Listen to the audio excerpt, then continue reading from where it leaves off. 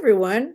Thanks for joining us. This is A Heart for Writing. I'm Joan Raymond, author and writing coach. And today's guest, I have Jenny Lynn Estes. She's a freelance writer, a publisher, a Christian retreat leader, and a legal video specialist. Jenny started Theophany Press in 2019 and has since published 3 nonfiction books of her own and 5 novels for other writers. Let's bring Jenny in. Welcome, Jenny. Joan. Hello, everyone. If you've watched the interview with Donna, I said that Donna was 1/3 of our critique group. Jenny is the other third. So between Jenny and I and Donna, we really help each other going over those first drafts that need so much work. So before we start talking about your writing and what got you into writing, in the the talk part where we talk and do sound checks and stuff, Jenny happened to mention that she used to write radio commercials. Now, that wasn't in her bio, but I'm sorry, I have got to ask about that. So Jenny, tell us about radio commercials. That's interesting. That was the best job of my whole life. I loved it. I started out in newspaper advertising. That was my first full-time job, was in classified advertising. But, I moved and things, and I needed a new job. And I saw this radio copywriter ad, and I thought, well, I don't know if I can do that, but what fun it would be to write a commercial, a 30-second commercial. So I wrote it and sent it in, and I got the job. It was the best 2 years of my life. But then things happened. It was so fun. So what did you write about? What commercials did you, for all kinds of things. In fact, one of the advertisers liked me I had actually got to talk about be on the radio as the characters. Whenever there was a female character or a kid or something, I got to do the voiceover. That's cool. But all kinds, from tires to cosmetics to shoes to, we sold everything. Wow. But then my life circumstances changed and I moved out of state and went on to other things. Yes.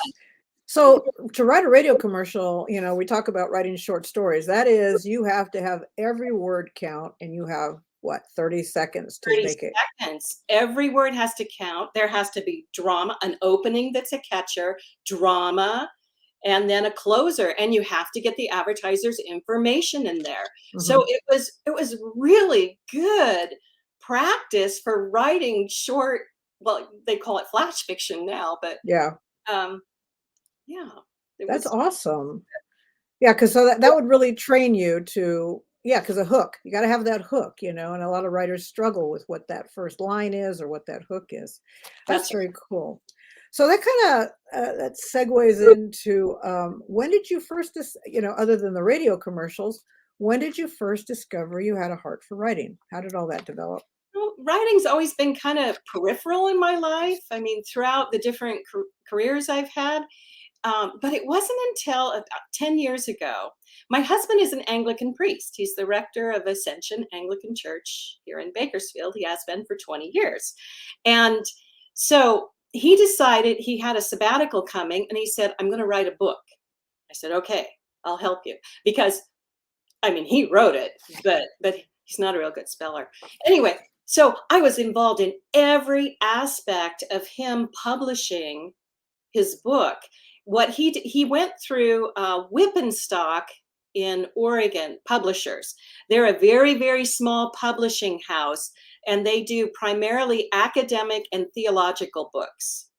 And so that was perfect for him as an Anglican priest, writing a book, a theological book, to go through Whippenstock. But it really gave me an introduction into the whole writing a book and the publishing side, because Whippenstock is not, we had to do everything. So I all of a sudden became my husband's editor. I did copy editing. I did content editing.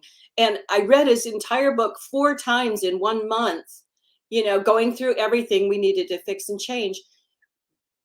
Then we would send it off to them. They even had us do, which I thought was really interesting because I didn't know how many people could do this. they sent us back and they said, we're going to charge you this much if we have to do, it's a different kind of, it's an editing for their program to then turn it into a book. But it was technical. Before every heading, we had to put codes. Before every paragraph, chapter beginning, we had to put codes. Well, when I worked in newspaper advertising, it was all about codes. And I understood how to do that. And so I did that for him. It was not easy. And I was surprised. I thought, man, how could other priests or theologians do this part? They probably pay for it. But that was kind of, it set me up later down the road to do my own publishing, because I thought, we did everything. How hard is this? So you said that we're going to talk about your books here in a little bit, and you do have Theophany Press, so you self-publish. Well, you publish as your own publisher, but then you've helped other people publish their books. So what part do you actually do? Do you are you marketing? Are you just formatting? What are you doing? The only thing I do for other writers is, well,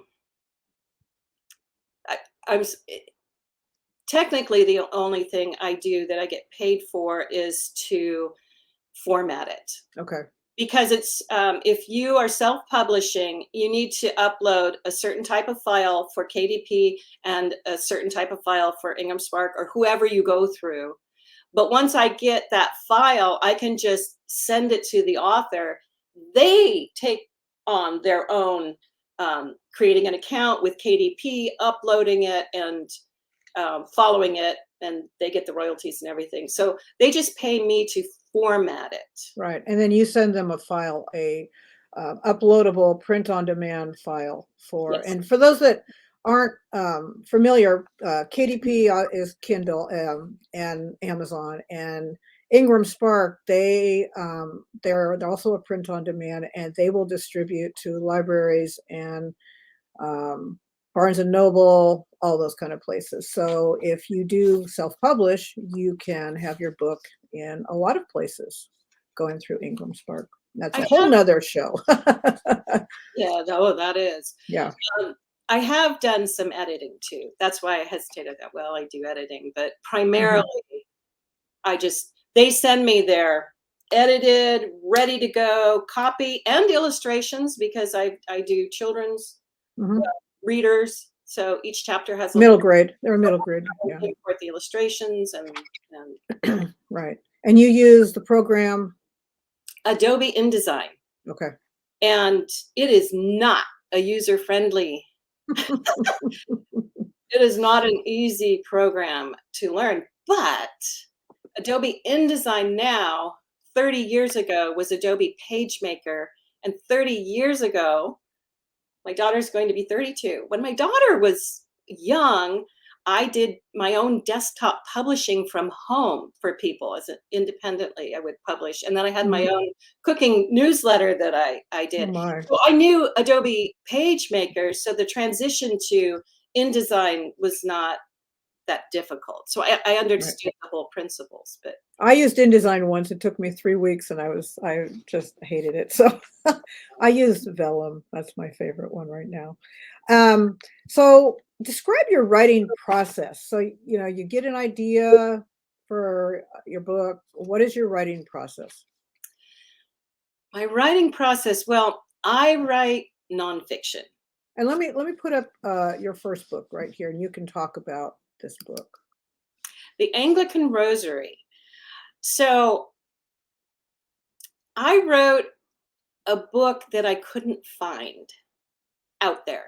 When I first got interested, okay, my husband's an Anglican priest. I'm a priest's wife. I lead women's retreats for years, led them.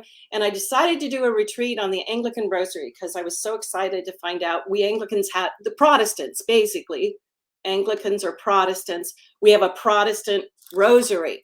Let me hold that up for a second. Yeah. Okay. So it's a Protestant rosary. It has the different numbers of beads, and we use it in a lot of different ways to pray with than the Catholics do. Basically, the Catholics is very Mary focused, and ours is based on the life of Christ.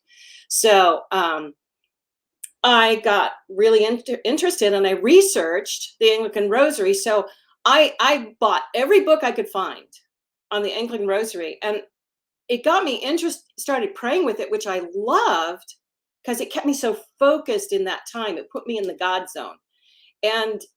But I wanted to go deeper with God. And that's the subtitle to the book. The title is The Anglican Rosary, and then the subtitle is Going Deeper with God. Okay. Because praying with a rosary helps you get into a different level of prayer time and quiet time with the Lord. So I basically I wrote the book I couldn't find, and I started using the rosary. I thought, gee, I used to pray in this way. Could I adapt it to using the rosary? Oh, wow, it worked great. Oh, what about this traditional way of praying? Can we use it with the rosary? Yes. So I had eight methods in that first book of praying with the Anglican Rosary.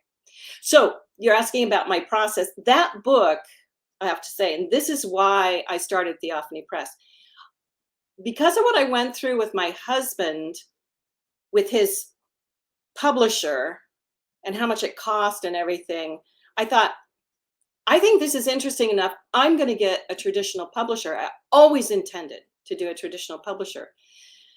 But my husband got on provincial council, which meant he was going to this assembly, which in the United States, all the Anglican churches send provinces. It's a gathering, and it's a once every 2 or 3 years gathering.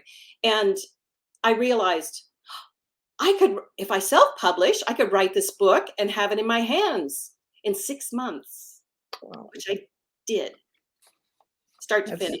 Wow. And I could not have done it without Joan. Because she was my coach, helping me through the whole process, because that's when she was in design. And then anyway, so I just want to say, I could not have done that without the previous 5 or 6 years of preparation. Once I got inspired, my husband's book was done, and I decided, I want to do this. I'm getting close to the age of retiring. I want to write. I want to write a book. I didn't know what I wanted to write about, but I knew I wanted to write. I remember going back to when I was writing copywriting and stuff. I loved it. So I thought, okay, the first thing I did, I took an English class at BC, kind of the dumbbell English, just to rehone my editing skills. I took a class through writing class through UCLA Extension online. I joined Writers of Kern. That was pivotal to get in with a group of writers. I joined a critique group. Absolutely necessary. I grew more through my critique group in my writing, honing my writing, than anything else. All these other things help give me tools, but once I got into the process, what helped me become a better writer were my critique groups. And for the last 3 years, I belong to 2 that meet at different times, because I want that many eyes and feedback, and they all give me something different. They catch things that others don't. So, but also joining a writing club gives you a chance to hone your writing skills. I remember the first time I heard about the blog challenge, I went, I'm not going to write a blog. But, I kind of like challenges. So I did. I learned more, and it freed me up to write. It helped me get out of being afraid to express myself and what was really going on, because it didn't have to be perfect. Blogs are a whole different animal. Anyway, that was valuable. Yeah. And then I joined every contest, and I wrote fiction, because up until I wrote this book, I didn't realize I'm really a nonfiction writer. So all this to say, and you asked about my writing process. So because I write nonfiction, I have developed a very definite routine, because my second book, I have to give you a little history on that. Okay, I'm going to show, this is the name of God, right? Okay, yes. Okay, hold on. So this is the second book, but it's actually the first book in a series, correct? Yes, and notice it's Jenny Lynn Estes and Carol Raines. Right.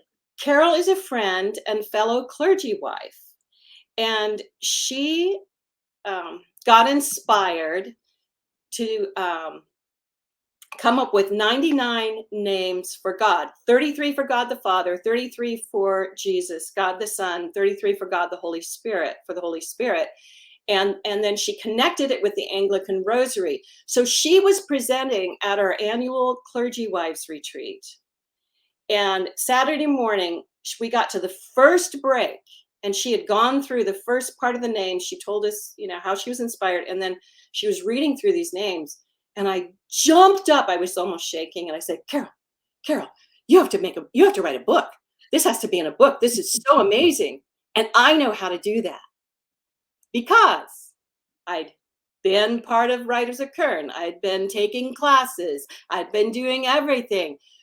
We started writing that book before I got inspired to do my first book. Wow. Because what I realized, so I was already in the process of writing the second book because it has devotions, personal stories, and then a rosary prayer for each name. There's 33 names in each book.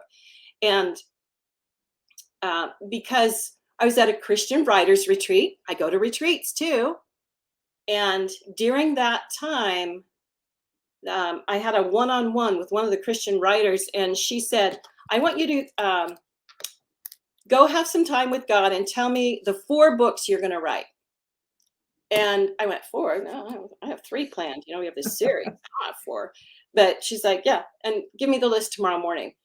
So I go back and I'm thinking about it. All of a sudden, it was like this light bulb went off, and I went, oh, before we have this devotional book on praying with an Anglican Rosary, most people don't understand what a Protestant Rosary is, what to say history, and that's what I had to do a lot of research for to do my women's retreat. And I thought, oh, I can take my women's retreat and put it in a book. And so I stopped working on the second book.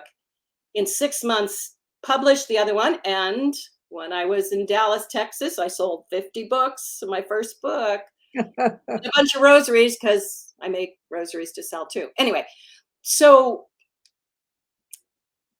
all this to say, I'm losing my mind. Where was I going with the writing process? That's Right. it. So the first book was very different. It was just compiling things I knew. I write about what I know, but I also the devotional books. So my routine that I've developed, because now I'm actually have the 33 names for God the Son, Which is the second book. Which is Yes. the second book. It's in the series. Yeah, we have first drafts of everything. We're ready to get it. I'm about ready to start formatting and do final editing on it. But in those, there are applications for each name. There's the history of where it came from. So I research and write a brief synopsis of where this name came from. But then there's an application story, which is basically memoir writing, right? So the first book, God the Son, are all 33 stories from my life, my husband, and my daughter Zoe. So all 3, it's pulled from our lives, and how that aspect of God, how that worked in our lives to give people a hands-on or a current application rather than just biblical. So the second book are all stories from Carol and her family's life. And her husband is actually is the dean of the cathedral. He's the head priest for the diocese right under the bishop. So, and she has some amazing stories. I've known her for 20 years. I never knew until I read her stories. So then I had to take her stories and edit them for this, because she gave me her raw memoir, and then I would put it into writable form. So my process, I have a certain time I write. First thing in the morning, priority. I do my research, and then I pull out tons of notes And then I look at the notes and I do the short notes. What pops out from there? I take those short notes and I look at those, and then I go, okay, what's setting? What's the main point? What aspect of the name? And what's the transition into the story? What's the transition out of the story and the sum up at the end, which needs to reflect back to the beginning? And then, and then we fit the story in too, so that it all fits in under that particular name. Yeah, and the books are unique because we helped with our critique group helped with the first one, and then we've just finished the second one. And I will say that you and Carol are both so transparent on struggles, family struggles. I mean, you're not like, okay, everything in our life has always been perfect and everything's always gone right. No, you're very transparent and you're very relatable because it's like, sorry, my dogs are barking all of a sudden. But it's very readable because you can identify with real people going through real struggles and how they overcame them, but then it relates to that name of God or name of That the aspect Son. of how God works in our Right, lives and how right, present He is with us. right. And I'm going to show a picture over the screen. This is your other book that is, I got to mention the covers on these are spectacular. They are. And I don't do them. Well, I do, but I don't. I mean, I have an artist Mhm. that I got from SelfPubBooks.com. They have a variety of artists and they're very reasonable. And basically, you look at the formats, and there was this format without the words. Mhm. And I picked it up, and then because I'm using the same format, because my books are recognizable, they're going to be in a series. Eventually, I'm going to make them in a box set. The Mhm. colors are different, but the cover's the same. And so every time I need a new cover, I contact them, and for a very small fee, she gives me a different color one. Then I put the words in, and there we go. Right. And they're And ready to go. in the description, I'm going to ask Jenny to send me that website again. So if you missed it, we'll have it in the description so you can click on it and check out their books, because their covers rather, because they're beautiful. They are, and they do it for the whole spectrum of writing. I mean, whether you write fiction, children's, they have illustrators. Mhm. Basically, they're kind of a marketing house that brings illustrators and publish and writers together and finds matches for you for your work. And the artists will work with you to tweak them Mhm. if you need to. So That's very cool. it's a really reputable, very good company to work with. So let's talk about the other side of writing, challenges. Have you ever faced challenges as a writer? Oh yeah. What kind of challenge? We only have like 10 minutes left here, but briefly, what kind of some of the challenge you face and how do you overcome those challenges? Two Ever get things. stuck or, I Two mean, things. My own self-doubt okay. is the worst, and time. And because I'm only semi-retired, I still am involved in legal video work. Pays for my vacations, but it fluctuates. So I have to be really flexible with my time. So time is difficult. That's why I've become very disciplined, that if I have nothing going on the next day, that morning is blocked off for me to have writing time or editing or Mhm. whatever I'm doing. So you have to be disciplined, and sometimes I get tired of it. So But you talked about self-doubt. yeah, And I know a lot of writers go through that. How do you deal with that?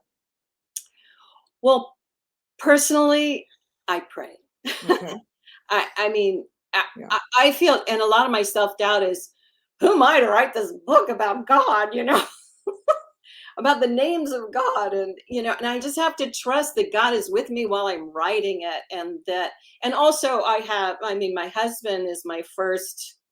Before my critique groups get it, he gets it, so he helps with any theological things. But also, Carol's husband reads everything too, and so we have. And the first book we wrote, we had another deacon, a female deacon, and Nevada who read all our work and helped us theologically. So it helps to have it helps to have feedback from other writers, from other people that understand your work, or other readers, like beta readers. Do they understand what beta readers are? People that are just going to read for you and give you on the fly, that aren't writers necessarily, and give you their honest feedback, like, wow, this story really drew me in, it didn't, or this makes sense, or it doesn't, or and with so to get over the self-doubt, it helps to talk with others about it. Sometimes you have to take a break. You can't force writing. You can't. You either have to be disciplined enough to say, this time I'm going to sit here, and if I only get 2 words down, that's okay, and be okay with that. I know the very first devotion I wrote for God the Father, I was so freaked out, like, how can I do this? How can I write stories out of my life and share them? And I remember sitting down and I thought, I have 2 hours. I'm going to write this, period. And then what happened is I got focused on the task, just getting something down. Like, the first draft can be crap. It doesn't have to be perfect. Just getting something down, just breaking that ice and starting to write. And then I got the 2 hours just flew by. And by the end of it, I had my first story. It was like, oh, okay, that wasn't so hard. So it's just, sometimes though, if I'm too tired, I have to put it down, or I have gotten stuck. There are certain names that are really, really difficult to write in a way that people understand without having volumes, in a very short way. And so sometimes if I get stuck, I put that one down. I'll even work on something else, or let a couple days go by, pick it up again. And then usually it's, oh, okay, this doesn't work. This does. Now I'll move it, and now I'll do that. So I think that helps with all writing. I mean, with my fiction writing, I have to get up. Sometimes I walk around, I go outside, I'll have the conversation in my head, but, just sitting there staring at it doesn't always bring it out. no. And it sounds like another thing is you have a huge team. It's always there's the team behind, you wrote 2 of the books by yourself, but with the ones that you write with Carol, you have a huge team behind you. You have your spouses, you have, your critique group, you have your beta readers. So even though they say writing is a solitary thing, you do write by yourself, but I think if you're doing it the right way, you also have a team backing you up that not only gives you encouragement, they kind of keep you accountable. Um, and so you're really not alone. No, absolutely. And you need that support. I mean, for your confidence, it's a lonely what work Hmm. initially. Yes. But it really helps when you share and people are affected by what you read, or it creates joy, it create, they cry, whatever. I mean, it's like, oh, okay, this works. We get too close to it, so we can't tell sometimes. And that's the beauty of, and that's why I have 2 critique groups. And boy, each set gives me different feedback, because you have different people. And it's really, really important. And it's interesting because I know in our critique group with Donna and I, we each have the aha moment in a completely different spot. Right. It's not like, and sometimes it's one line, oh my gosh, that one line stood out, but a lot of times it's 2 completely different places. So that's good too. You've talked about your upcoming projects. So you have the second in the series with the names of God book coming out at some point. I know you're in the editing and formatting, which that's always a fun process. And then you have a third one that'll be coming out, but that's not even, that one is, but there will be a third one. Down the road. Yeah. Yes. And that's okay. Yeah. Get the one done first and then go to the next one. For the last question I have for you is advice to new writers who want to write either nonfiction or fiction books. I mean, I know you specialize in nonfiction, but do you have advice to new writers? Because sometimes it does sound very daunting. Don't be afraid to start.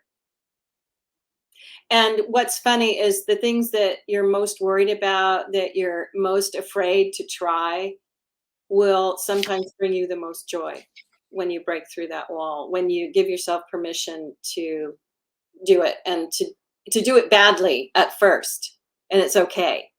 I mean, everybody's first drafts are no good. Even all these Stephen King, everybody who writes, you just got to get it out there. I remember the first time I took a fiction class because, I wrote, you know, I wrote newsletters, I wrote all kinds of things all throughout my life, the radio copywriting and everything, but it wasn't fiction. And I was very uncomfortable with fiction, but I went ahead and took a class. And I remember we had to write a 500-word paragraph little story thing. And I was terrified. I was completely locked up. And I thought, I'm going to drop out of this class. I can't do this. I can't make things up. I don't know how. And I was looking at this. I had this little ceramic cow from a trip that was a memory of this wonderful time I had on the coast. I was working a video job over there and happened to go to this gift shop, and I found, anyway, it was very meaningful to me. And I looked at the cow, and all of a sudden, I just started writing like she was alive. And it's one of my favorite little 500-word thing I wrote. But the freedom I felt after I finished it was amazing. It was like, oh, I can do this. This is fun. This is really fun. So sometimes we overthink. Often we overthink. Yes. Jenny, thank you so much for being here. I appreciate it. I always enjoy talking to you anyway, but this was great. I love hearing about the process, and I really enjoyed hearing about the radio commercials. That was pretty cool. Anyway, thank you so much. Oh, thank you for having me. And if I can say anything, just go forth and write. Awesome. So thanks again to Jenny for being here. And if you are getting stuck on that blank page, I do have a 7-day video series that helps you overcome blank page syndrome. It's free. You get a video every day, and the videos are literally 3 to 5 minutes each. So it doesn't take a lot of time, and it's just some ideas that really help me when I'm staring at that blank page and nothing comes out. So thank you for joining us, and we hope to see you again next time.